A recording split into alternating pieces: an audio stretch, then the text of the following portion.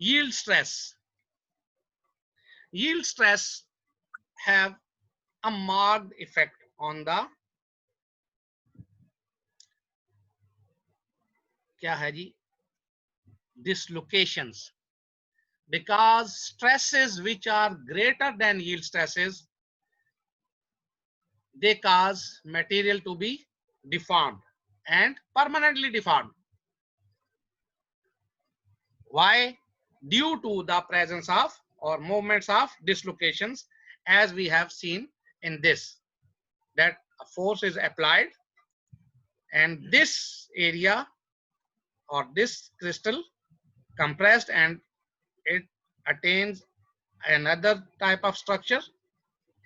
So the structure is modified and a permanent deformation is there. यहाँ पे deformation तो थी लेकिन कोई इतनी खास नहीं थी, वो एक अपनी शेप में थी, but here we can see a marked and permanent deformation.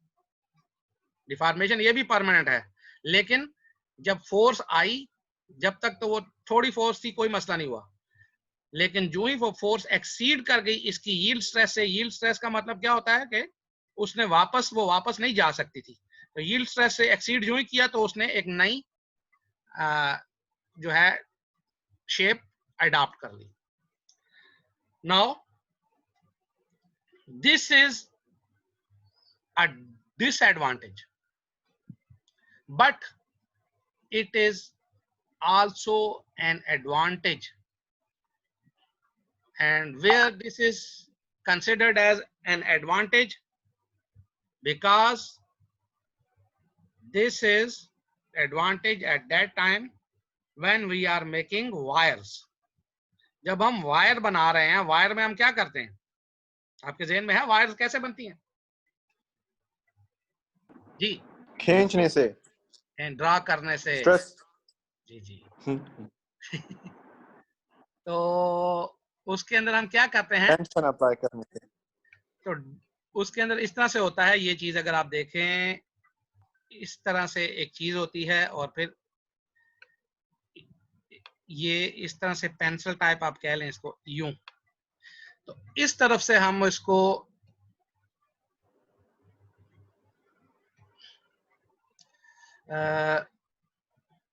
क्या करेंगे, इसको इधर से अगर हम वायर ये जो है इसको हम डालते हैं, तो ये तो एक है ना, ये इसको थोड़ा सा थिकनेस इसकी ज्यादा होनी चाहिए, ठीक है ना जी. तो जब ये इसकी थिकनेस ज्यादा करने के लिए ये काम कर लेते हैं, ये इस तरह से, ज्यादा ही वो हो गया, आप समझे इसी को कि ये मटेरियल है, इसको हम पुश करते हैं, तो due to the ductility and malleability, when it reaches at this point and forced to draw through this smaller hole, it attains a shape of of a wire or any rectangle or anything, and reduces its size. From this size it comes to about the size of the die or the hole through which we are drawing this material. Clear? Yes, sir. So this is the advantage of crossing the yield stress of a metal or alloy. Grain boundaries are a natural barrier to the movement of dislocations. Now this is sir इसमें ये disadvantage की क्या बात है? Disadvantage यही ना कि उसकी जो ही वो उसके ऊपर आपने यील्ड स्ट्रेस उसकी जो गई उसको क्रॉस किया तो उसके अंदर परमानेंट डिफॉर्मेशन आ गई ना, तो परमानेंट डिफॉर्मेशन तो हमें नहीं चाहिए होती किसी भी चीज के अंदर. परमानेंट डिफॉर्मेशन का मतलब है कि वो मटेरियल जो है वो डिसएडवांटेज है उसका, ठीक है? Yes sir. हमें तो ऐसी चीज खास तौर पे हम डेंटिस्ट्री में जब यूज कर रहे हैं तो हमें तो उसके अंदर डिफॉर्मेशन नहीं चाहिए ना. ये तो नहीं है कि हम सुबह हमने एक चीज बनाई है तो शाम के वक्त उसके अंदर डिफॉर्मेशन आई हो, मुंह में फिट ही नहीं हो रही हो, तो ये तो उसका डिसएडवांटेज हो गया ना। Right. तो हमें तो चाहिए कि वो अपनी अटेन रखे शेप को, और इसको हम क्या कहते हैं, डायमेंशनल Stability. स्टेबिलिटी। Stability. हाँ जी, तो डायमेंशनल स्टेबिलिटी उसकी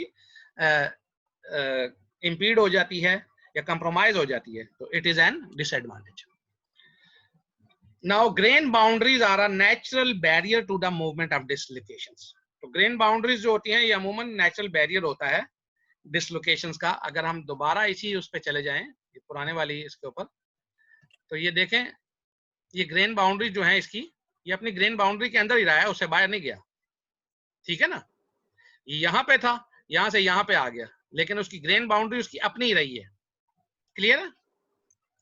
The grain boundary of this crystal is this one, and now when we have applied a force which is greater than the yield force, then its grain boundary becomes less, but it is in the grain boundary of its own. The dislocation is not transferred to any other crystal. It is confined to its own grain boundaries. ठीक है जी, grain boundary कम तो हुई लेकिन अपने ही में रही है, कोई ये नहीं है कि किसी दूसरे वाले में जाके घुस गई हो। Clear? So that is why the grain boundaries are natural barrier to the movement of dislocation. Now concentration of grain boundaries increases as the grain size decreases. ये थोड़ा सा मुश्किल सा मसला है, कुछ समझाने की कोशिश करेंगे मुझे ये क्या चीज है। मैंने वैसे लिख भी दिया है ब्रैकेट में कि नॉट साइज। जी, इस फिक्रे की अमाउंट की बात होगी यहाँ पर। जी अमाउंट क्वांटिटी के बारे में बात होगी यहाँ। जी जी जी कि ग्रेन बाउंड्रीज हमारी अगर ज्यादा हो जाती हैं तो ग्रेन साइज हमारा क्या होगा, वो कम हो जाएगा। ये कैसे होगा? कम हो जाएगा सर, जी कम हो जाएगा ग्रेन साइज। हाँ हाँ, वो कैसे होगा, मैं यही तो पूछना चाह रहा हूँ। क्योंकि हम जब साइज को कम करेंगे तो वो सारे एक जगह पर इकट्ठा हो जाएंगे। जी जी, ये देखें, ये एक, ये दो, ये फॉर एग्जांपल अगर 2 ग्रेन्स पड़ी होंगी तो उसमें एक ही बाउंड्री होगी। इस तरह अगर साइज बड़ा होता कम होता जाएगा तो इस तरह बाउंड्रीज भी ज्यादा होती जाएंगी सर। बिल्कुल बिल्कुल जी, आप लोग तो बड़े अच्छे पढ़ाकू किस्म के लोग निकला हैं, मैं नहीं समझ पा रहा था।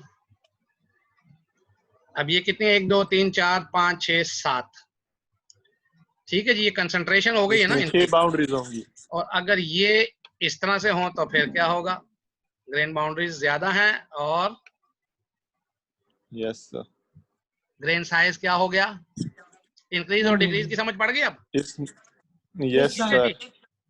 तो यहाँ पे क्या हो रहा है, ये क्या हो गया, तो इसको किया, इधर ये हमारा डिक्रीज हो रहा है क्या साइज, और इधर इंक्रीज हो रहा है। इंक्रीज, नीचे बाउंड्रीज इंक्रीज हो रही हैं, ऊपर डिक्रीज हो रही हैं। जी जी जी, ठीक है जी, क्लियर है जी सबको? Yes sir. चलें जी, इसके बाद आगे आता है ग्रेन साइज के ऊपर, तो हम बाद में करते हैं फिर।